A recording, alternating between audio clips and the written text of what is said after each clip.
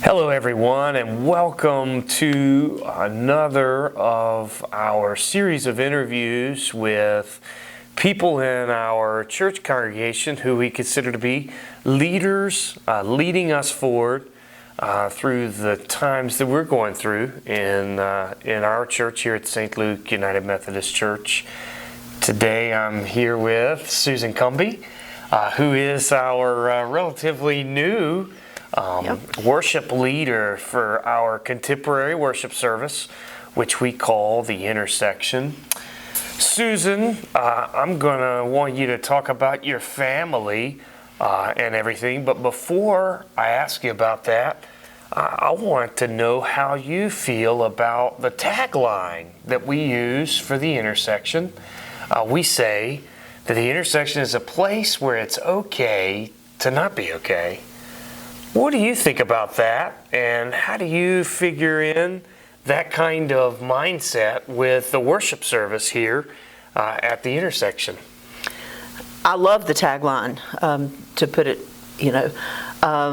it speaks of how everyone should feel comfortable. And when I say everyone who's walking past, who doesn't normally attend a church anywhere, to the people who may be just in town who are members elsewhere. Mm-hmm. But they should feel comfortable. Everyone should feel comfortable to come here and feel the love that is very strong and very present, which, by the way, is one of the main reasons that led me here to be on the staff, because of the love and the connections and community in this congregation. But it's okay to not be okay. The first time I heard you say that, I thought, oh man, that's cool, and I think it's very appropriate for this service. Very good. I'm excited going forward with that kind of a spirit and mentality in this church, especially with the Intersection, where we are openly inviting of people, no matter what their backgrounds are, no matter where they come from, no matter what burdens they're bringing to this service with them. Hey, you know what? It's okay. You belong here. Absolutely. That's different. That's new. And so really excited about that too. Well, Susan, tell us about your family. So I know Al. Al is your husband. Yes. Who else? Tell us about Al. Tell us about all of them. Well, we would need a long time for me to tell everything I would like to, but in a nutshell, and briefly, let's start from the beginning. Yeah. I was born in New Orleans while Dad was a student at New Orleans Seminary. Oh. And he was a music director as well. And from then we moved to Tallahassee, Florida, where he got his doctorate in vocal performance. And obviously this is where I got the music background, was from my dad.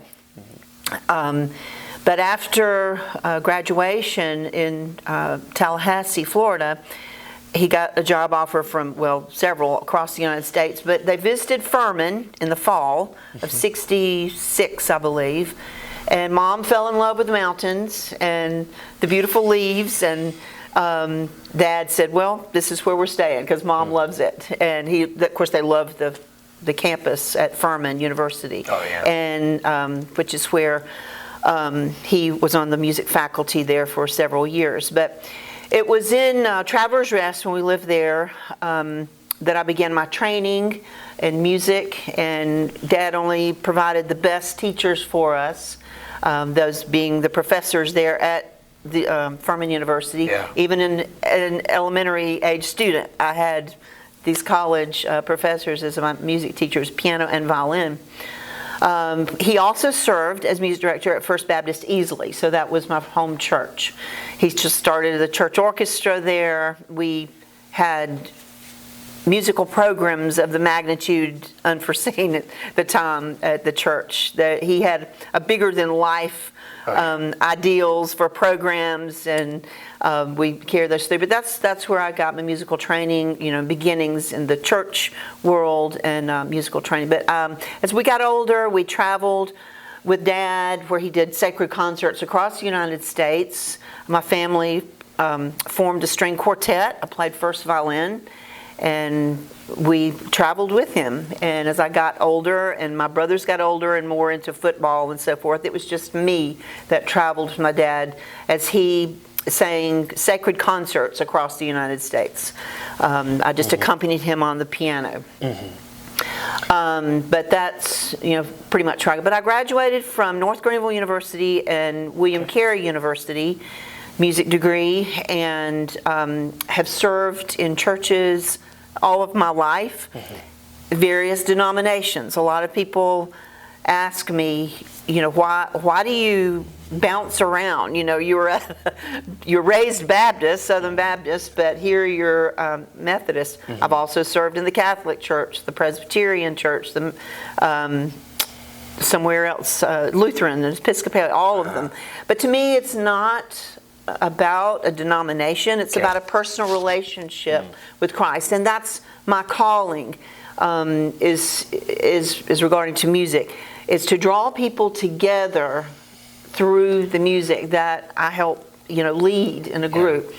But that's I want to draw people together, help them worship and feel that presence of the Holy Spirit. And it doesn't matter what denomination the sign out front is. That's, I don't think that was in the clause when God called me. It's go out and serve and share the music that I've given you. And that's what I've done. Would I be right, Susan, to say that music is a way for us as humans to connect to God, and you want to help cultivate that route for people? Absolutely. It's how I pray. It's how I communicate with God.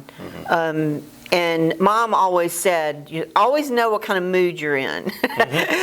You may not tell me, but I know what kind of mood you're in by what music you're playing in the den, but she heard me practicing all my life, and then just freelance playing. She always knew where I was in my spirit, and if it was Tchaikovsky, I was mad at somebody. But anyway, that is just how it's how I communicate. And I've always told my boys that if I was ever in a coma, go put a keyboard under my hands and I could communicate that way. That's good. Al and I met, a single mom with 2 boys, and he had 3 kids, and we've been together almost 22 years. We just celebrated. Awesome. And we've got 9 grandkids and 1 on the way. So, that's beautiful. He is retiring from being a business manager and funeral director at a local funeral home. So. Anyway, but that's where he comes in the picture, and my greatest fan club too. Very, very good, very good. So Susan, as the new intersection worship leader here at St. Luke, I got to ask you, what is your favorite Christian music song? I knew you were going to ask me that. Yeah. And it's unfair. It'd be like me asking you what's your favorite scripture as a pastor. Yeah. Really, it's hard to say. If I had to choose, it would be I don't know, because there's so many categories and genres of Christian music. But the first one that comes to my mind is a hymn, actually, "O Sacred Head." Oh. But the third verse is, "What language can I borrow to thank thee, dearest friend, for this thy dying sorrow, thy pity without end? Oh, make me thine forever, and may I never ever outlive my love to thee." But it's a personal thing. When we say in church, Christ died for all, and that's beautiful and it's true. But when you hear the words to that verse, it brings it home. He died for me. He died for you, Kevin Lindley. He died for Avery Lindley. You start itemizing each person, and it just makes it even more beautiful and personal. And so God's beautiful story of salvation for each of us in particular. Right there in that little nugget of a song. But if I had to bring it home to to one contemporary Christian song, it would be "I Can Only Imagine," probably, because I have people that I love that are in heaven, and I can only imagine what it's going to be like, when I see them, and what it's going to be like when we're all together. And I know it's going to be paradise. I just know that. But the whole thought of that song and everything encompassing in the text of that contemporary song is very beautiful to me, and I hold on to that. We've sung that one here at the intersection, haven't we? Yeah, we have. And where we venture out into new pieces, and we do older ones as well, such as that. Right.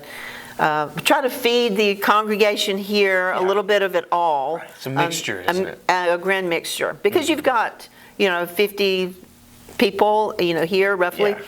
You've got 50 different tastes in music. That's right. And so we have to give them what they need and minister to them in many ways. Susan, I'm going to ask you a question that I didn't tell you I was going to ask you before the interview, okay? Because we did talk about that a little bit.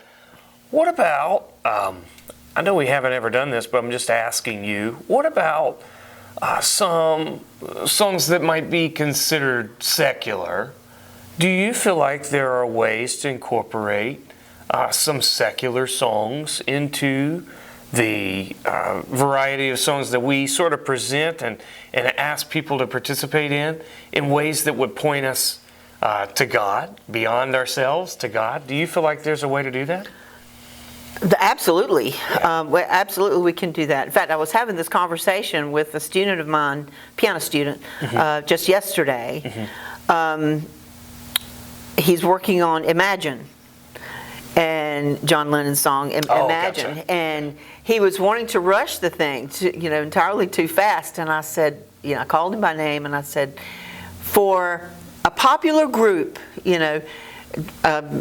this song was one of their hymns, so because the whole premise behind the thing, when you consider the time that it was written, but it dealt with peace on earth. And so this is considered a hymn as far as it goes. So let's treat it as such, even though it's not a hymn in our hymnal at church.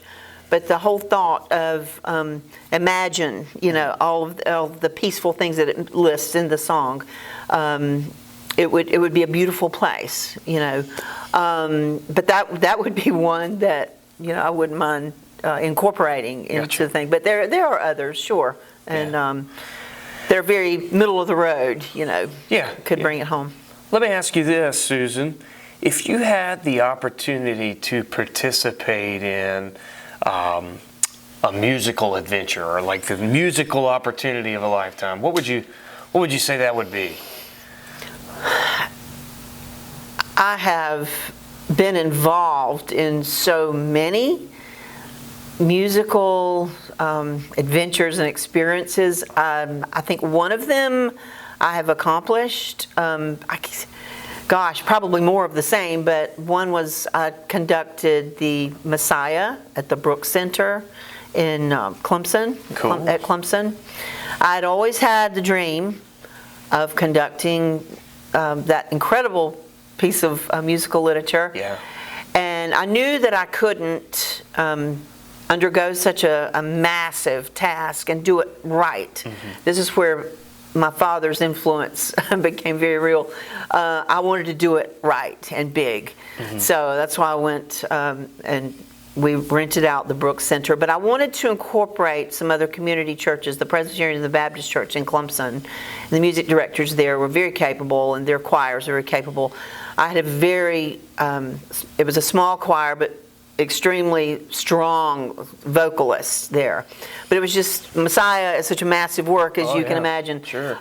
It just, for us to pull it off, it wouldn't be as effective for the community. So we went in a joint venture and invited other neighboring churches who had vocalists, and it was so, and when I hired, 20-piece orchestra, and we did that in December. So that was a highlight of my musical career and accompanying my father for all those years. I would give anything, and I know one day there will be that moment where we can bind our hearts and musical gifts together and play.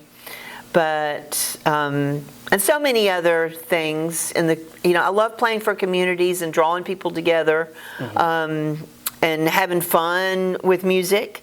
Name that tune, just playing games, So there's a lot of different avenues and experiences that I would love to do more of that I've already done. So there's so many songs and so little time. And so we can do anything really. So Susan, it sounds like you have a good deal of talent that you're bringing to the table in this, and a wide range of different experiences that sort of, I want to say, spiritually nourish you, memories that spiritually nourish you, but that you are going to live through as a sort of channel to reach people presently too. All those memories, those experiences have helped to form you into who you are, and that's going to be played out in ways that are going to allow people to connect with you in the present moments as well. All right, well, I'm going to ask you one more question, and then I guess we'll be done with the interview. What are you most excited about here at St. Luke right now? What are you most excited about with the intersection, with the church at St. Luke?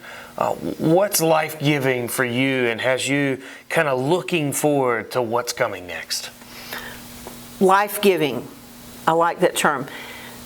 The dominant reaction and feeling that I have at St. Luke's right now is the feeling of community and how people reach out to each other in love and what this church means to this community, as a whole. All the different ministries, it blows my mind at how involved this church is in Walhalla and beyond, not just in this little town. But I'm excited to be a part of that, and looking at the future, seeing that grow, us reaching even further, and stretching our boundaries even further out, but increasing our numbers, and that's what I've tried to do in the selection of music, as we were speaking about earlier, selecting music that reaches everyone, not just a small group. So, and I want to continue doing that, looking at the newest, contemporary, and incorporating some of the older, but trying to reach more people so that our numbers can grow, which will mean even more. Our army will grow and get out in the community even further. And we've seen that to some degree already, the numerical growth, and I think I share this with you in that we are also after spiritual growth for our people. It's about growing spiritually in our faith in Christ, our faith in Jesus, and seeing how God is going to provide experiences for us as a community of faith together, and then call us past, we'll call it the full walls of the church building, in order that we could be enabled by God's Spirit to be the church in the world. We want to be this living, organic community of faith that reaches new people, invites and calls new people, and you're helping us to do that and be that effective beacon of light and hope in the world. So, well, I appreciate that. Yeah. You are also very instrumental in all that you challenge us. You teach us. You love us. The way that your entire spirit and persona embody, an incredible minister for this church. So I thank you personally for that. Yeah, y'all are all welcome. It is a team. It's Absolutely. A team project, isn't it? Totally. We do this together. We're after the same similar goals together, which is to spread the love of God, the love of Christ through the community of faith and beyond. That's such a remarkable path. It's a life-giving path for us and for all those who partake of that mission and ministry that God has given us.